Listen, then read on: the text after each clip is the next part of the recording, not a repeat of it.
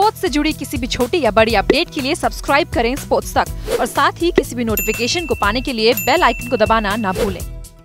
India में हम अक्सर देखते हैं मेडल विनर्स को पूजा जाता है और कुछ वो खिलाड़ी जो मेडल चूक जाते हैं वो कभी कभी कहीं खो भी जाते हैं, लेकिन दीपा कर्माकर के साथ ये नहीं हुआ। रियो में वो मेडल भले ही चूक गई, लेकिन शायद इंडिया ने इस बात को एहसास था कि जिम्नास्टिक्स में ओलंपिक लेवल पे फाइनल्स के लिए क्वालिफाई करना, नंबर 4 पर फिनिश करना गोल्ड से कम नहीं था। दीपा इस समय मेरे साथ है।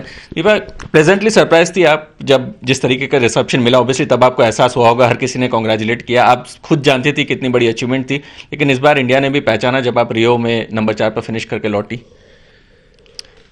सच में मुझे बहुत खुशी था कि बिना मेडल की पूरी इंडिया की, गवर्नमेंट ऑफ इंडिया की, स्पोर्ट्स अथॉरिटी ऑफ इंडिया की इतने अच्छा फेलिसिटेशन था इनकी। सपोर्ट तो की थी, साथ में इनका आने के बाद बिना मेडल पे हर जगह मेडलिस्ट के साथ मुझे खड़ा किया था, तो मुझे बहुत ही अच्छा लगा और खुश हुआ था।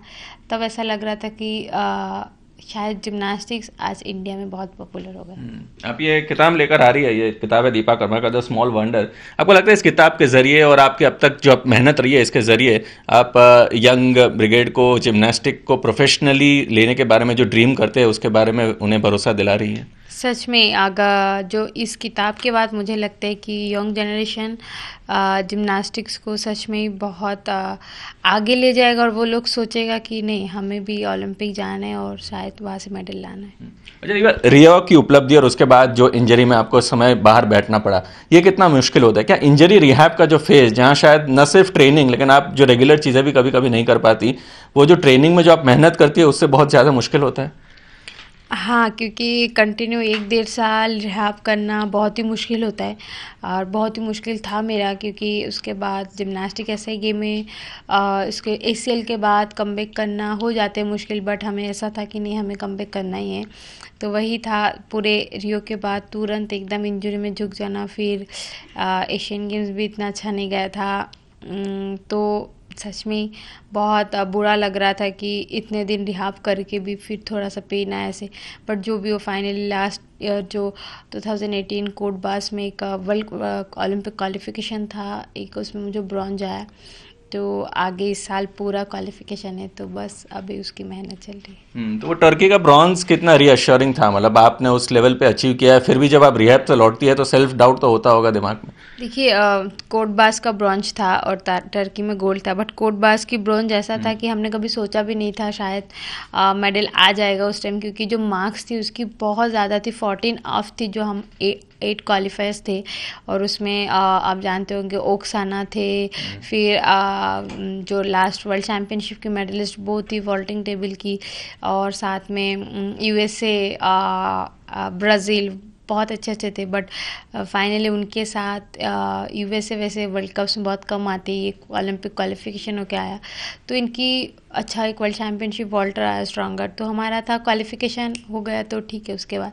बट वहाँ पे जब मेडल आया तो हम सच में बहुत खुश थे। और तो इस समय आप मेंटली किस फेज में हैं? मतलब किस तरीके से आप आगे की तरफ सोच रही हैं? उस उपलब्धि के बाद एक नया स्टार्ट है, इंजरी के बाद क्या मेंटल सिचुएशन क्या है? देखिए, सच में अभी वही फोकस है, सिर्फ क्वालिफिकेशन है जो उसकी टारगेट है, उसकी सोच है, अक्टूबर में वर्ल्ड चैम्पियनशिप है, उसके ऊपर ध्यान है पूरा।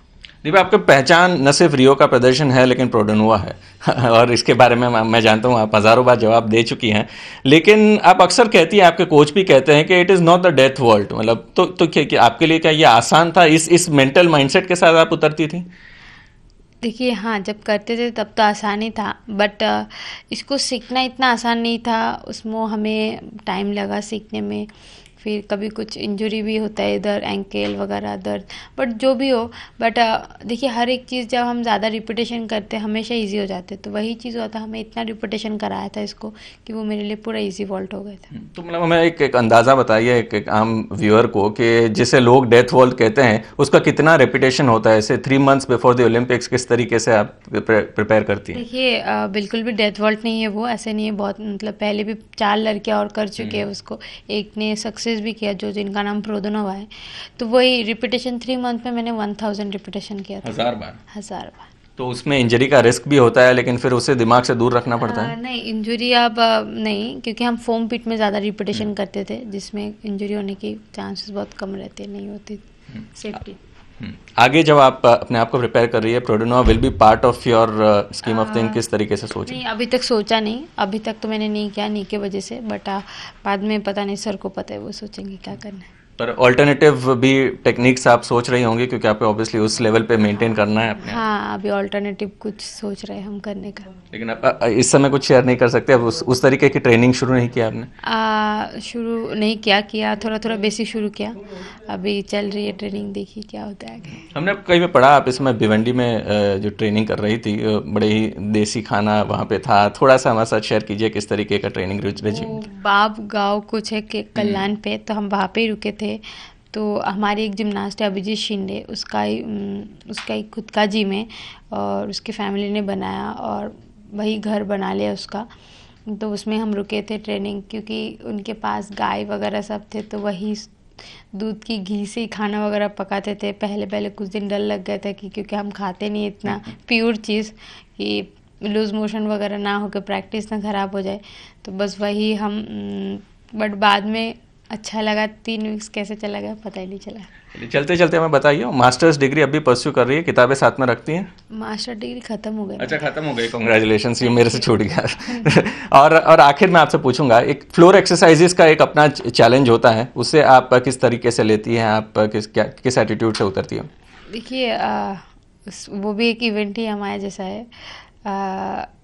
हम अभी उसका बहुत अच्छा कर रहे कि कुछ अच्छे से इंडियन म्यूज़िक के साथ करके उसको भी पॉपुलर बना सके, क्योंकि मेरे पास डिफ़िकल्टी एग्जीक्यूशन नहीं, उसकी सोच रहे, हम कोशिश करेंगे उसको भी अच्छा बनाने। चलिए, बहुत शुक्रिया आपका, शुभकामनाएं। Thank you so much. Thank you.